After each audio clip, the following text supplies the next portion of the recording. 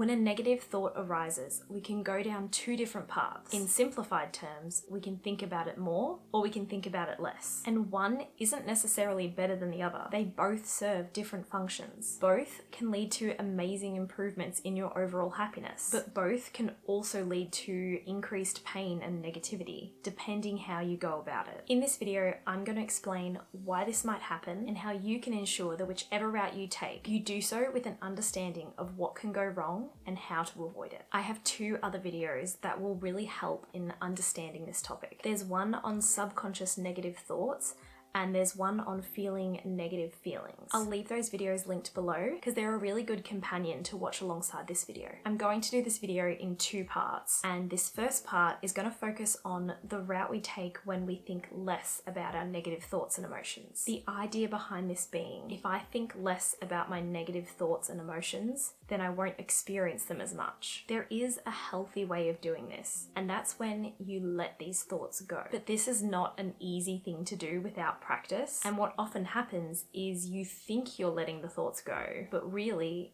you're suppressing them, which is kind of the opposite. It's like you're shoving them into a box in your mind and trying to hold on tight to the lid. Eventually, those thoughts and feelings escape, sometimes in outbursts of emotion or in anxious rumination. Suppression can masquerade as letting go. This is the pitfall that many people fall into, including my past self. So I want to make the difference clear. Suppression is when you experience intrusive thoughts, anxious thought loops, or overwhelming emotions, and you try to push them away or cover them up or avoid them or just resist them as much as possible in the hopes that they will eventually disappear. The problem is that your attempts at pushing these thoughts away actually create more resistance, and the pressure that builds up ends up exacerbating whatever was causing the negativity in the first place. So you might be having a bad day and you have a negative intrusive thought that says,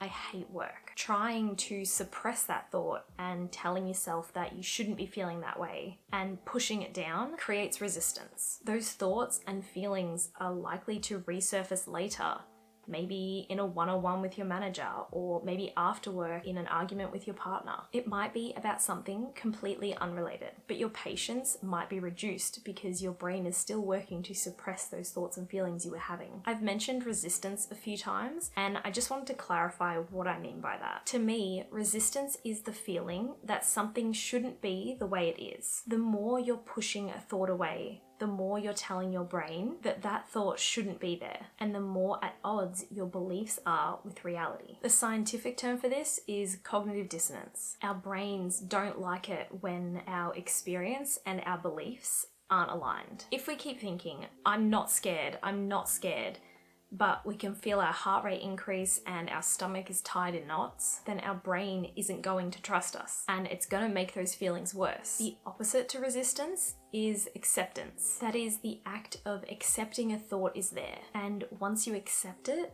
it's a lot easier to let it go. If we use the same example, but instead we tell ourselves, I am feeling scared right now, and that is understandable and okay. Acceptance creates this immediate calming effect because our brain can see that our thoughts are aligning with our experience, therefore reducing cognitive dissonance or resistance. So we've discussed suppression and how pushing thoughts away can be an unhealthy way to go about thinking less about our thoughts and feelings. And I've already mentioned what the solution is. It's accepting our thoughts and feelings as they are and letting them go.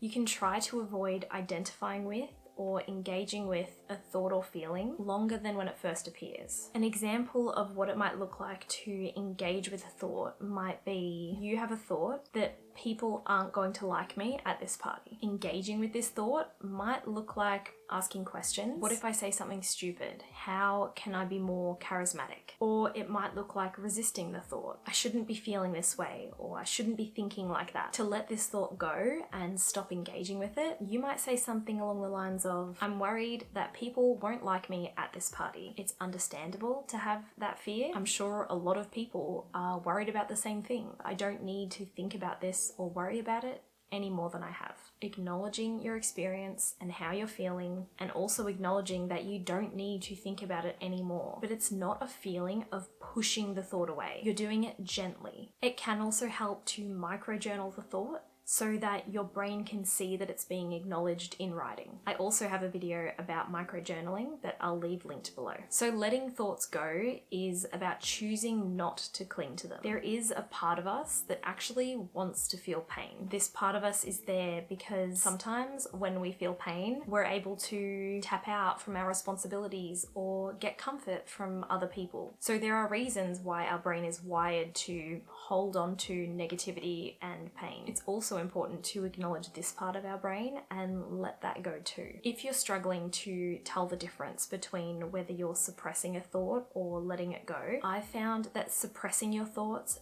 feels like you're holding your breath, and letting them go feels like you can finally breathe again. Letting go isn't easy. It's something you need to continually practice. But the more you practice letting go, the easier it will become. Here are some questions you can ask yourself to determine if you might be suppressing thoughts. Does this feel like a relief? Or does it feel like pressure building up? Does it feel like the thought is leaving your mind completely?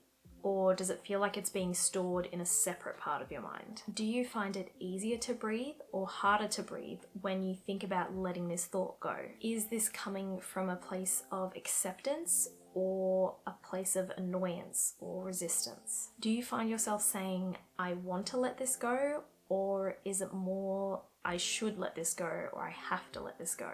The next time you feel yourself holding on to a negative thought or feeling, and it's impacting your day, notice it, accept it, and then practice letting it go. The second part of this video will be discussing the opposite end of the spectrum, why we would actually choose to think more about negative thoughts and feelings, and how it can improve our lives. In that video, I will also discuss the pitfall that a lot of people fall into and how to avoid it. If it's already out, I'll leave it linked on the screen and down below. I hope you have a wonderful week. Thank you so much for watching, and I'll see you guys next time.